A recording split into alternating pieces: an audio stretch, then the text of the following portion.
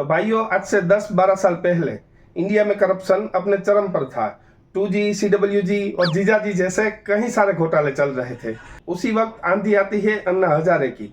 वो ये करप्शन और गवर्नमेंट के खिलाफ काफी बड़ा प्रोटेस्ट करते हैं और अन्ना हजारे के साथ आंदोलन में सभी लोग अपनी नौकरियां, घर बार, यहाँ तक कि खाना पीना छोड़कर भी बैठ गए थे गवर्नमेंट के करप्शन के खिलाफ। उसी समय इसी आंदोलन से जन्म होता है एक फरिश्ते जैसे कट्टर ईमानदार आम आदमी का, जिसका नाम था केजरीवाल।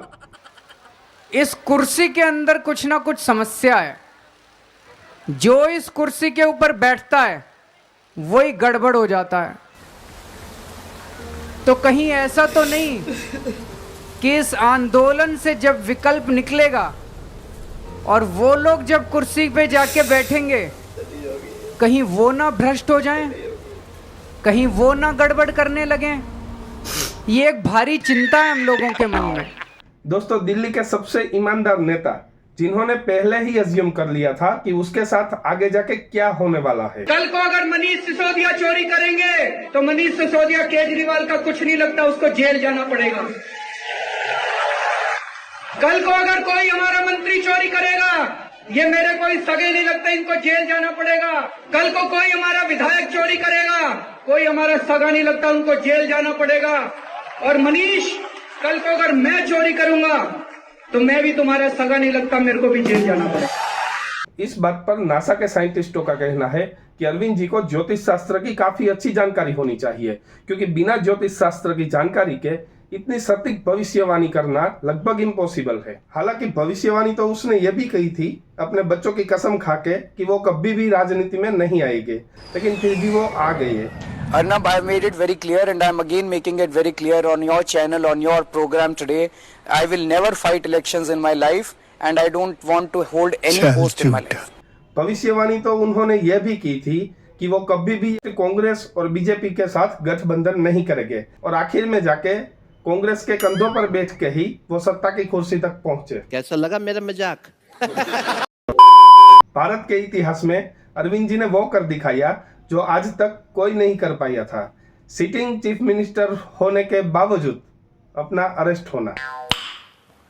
जी हाँ, ये सौभाग्य सिर्फ हमारे अरविंद केजरीवाल को ही प्राप्त हुआ है। इससे पहले किसी और को यह सौभाग्य प्राप्त हुआ नहीं था। भाई कैसी लगी? अब आप लोग कहोगे कि क्या बात कर रहे हो भाई, आदरणीय लालू जी जेल में तो थे। तो मैं आपको बता दूं कि लालू जी जेल में गए थे उससे पहले उन्होंने अपना इस्तीफा दे दिया था। 25 जुलाई 1997 को जब वो कोर्ट के सामने सरेंडर हुए, उससे 5 दिन पहले ही उसने इस्तीफा दे दिया था। और भी कई सारे नेता है, जैसे कि जयललिता जी, आय से ज्यादा संपत्ति के मामले में उन्होंने भी 5 दिसंबर 1996 को अपना इस्तीफा दे दिया था। और उसके 2 दिन बाद मायके वाले आए और अरेस्ट करके ले गए थे जयललिता जी को। इसी तरह जमीन घोटाले में नाम आने पर कर्नाटक के पूर्व सीएम येदियुरप्पा जी ने भी 31 जुलाई 2011 को अपना इस्तीफा दे दिया था और 15 अक्टूबर 2011 को कोर्ट के सामने सरेंडर हुए थे। और हाल ही की बात करें तो 31 जनवरी 2024 को ईडी ने जब हेमंत सोरेन को रक्षा भूमि घोटाले में अरेस्ट किया तो उसने भी अपना इस्तीफा उसी वक्त राज्यपाल को दे दिया। बाद में उसे अरेस्ट किया गया, क्योंकि ये लोग शायद समझते हैं कि जेल में रहते हुए सरकार चलाना काफी ही मुश्किल होता है। लेकिन अरविंद जी को इस्तीफा देने की कोई जरूरत नहीं है, क्योंकि अपनी पार्टी के सबसे होनहार नेता अरविंद जी से पहले ही जेल में जाकर बैठे हैं। अब तो अरविंद जी भी अंदर आ गए हैं। अब जो भी नेता थोड़े बहुत बाहर घूम रहे हैं वो भी एक बार अंदर आ जाइए, तो फिर जेल के अंदर ही ऑफिस बना के वहां से काम शुरू कर देंगे। आपकी सेवा में हरदम हाजिर। लेकिन अभी के लिए तो परिवारवाद के घोर विरोधी हमारे अरविंद जी ने अपनी ही पत्नी को अपनी कुर्सी पे बिठाया है और अपने संदेश वो अपनी पत्नी के द्वारा लोगों तक पहुंचा रहे हैं। अब आप लोग कहोगे अरविंद जी पर आरोप क्या है। देखिए, शराब घोटाला जो हुआ था 138 करोड़ का, उसमें शायद 138 करोड़ शराब माफियाओं की लाइसेंस की जो फी थी वो रद्द कर दी थी और आम आदमी पार्टी के अरविंद केजरीवाल ने 100 करोड़ अपने पास ले लिए थे। शराब के माफियाओं का भी फायदा और पार्टी का भी फायदा। तुम्हें उनकी फिक्र करने की जरूरत नहीं है, उनकी फिक्र मैं कर रहा हूँ, तुम मेरी फिक्र करो। लिकर स्कैम सीधे सीधे अब ये एस्टैब्लिश हो गया है कि कम से कम 100 करोड़ की रिश्वत ली गई, कम से कम 100 करोड़ की रिश्वत। अगर आप चोर हो तो आपका कर्तव्य है कि आप चोरी करें, लेकिन अगर आप पुलिस वाले हो तो फिर आप चोरी नहीं कर सकते। और यहाँ पर तो अरविंद जी इसी बात पर चुनाव जीत कर आए थे कि वो भ्रष्टाचार मिटा देंगे, और खुद की पार्टी के ही ज्यादातर होनहार नेता भ्रष्टाचार के चार्जेस में ही जेल के अंदर है, और इसके बाद अब तो खुद भी हो लिए। हालांकि अभी तक ये साबित नहीं हुआ कि अरविंद केजरीवाल भी भ्रष्टाचार के मामले में इन्वॉल्व थे। ईडी की प्राथमिक तपास में ये मालूमात पड़ती है ये सब शराब माफियाओं की मीटिंग जो भी हुई वो अरविंद केजरीवाल के घर में ही हुई, तो अरविंद केजरीवाल को अरेस्ट करना बनता था। ईडी ने 6 समन्स भेजने के बाद उसको अरेस्ट किया। अगर अच्छी तरह से ईडी इस बार अपनी मेहमान नवाजी दिखाएंगे तो शायद मोहल्ला क्लिनिक घोटाला भी बाहर आ सकता है। बाबू भाई से बदतमीजी मत करियो। अरे मुझे मारा तो मारा, अगर तूने बाबू भाई के हाथ लगाए ना तो बाबू भाई की इंस्पेक्टर समझा देता हूँ तुझे मैं। तू क्या समझाएगा बे? अभी मेरे को मारा तो ठीक है, पर अपने बाबू भाई को मत मारना प्लीज। बाबू भाई की माँ की इंस्पेक्टर तेरी तो मेरे को मारा तो ठीक है, पर बाबू भाई का। लेकिन तब तक के लिए हमें आम आदमी पार्टी के दूसरे नेताओं से ऐसी नौटंकियां देखने को मिलती रहेगी।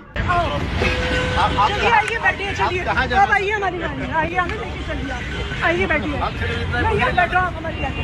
अब जाना कहाँ है? मुझे अपने घर जाना है, मुझे अपने घर जाना है।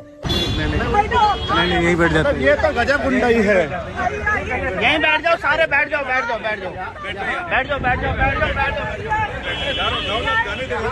यहाँ पे धारा 144 खा ले जाओ सर। अरे आपने रोका, गोली मारो, अरे गोली मारो ना, गोली मारो, गोली मारो, गोली मारो, हम वहाँ से अपना प्रदर्शन मारो गोली, गोली मारो, मेरी गाड़ी दे, गोली मारो।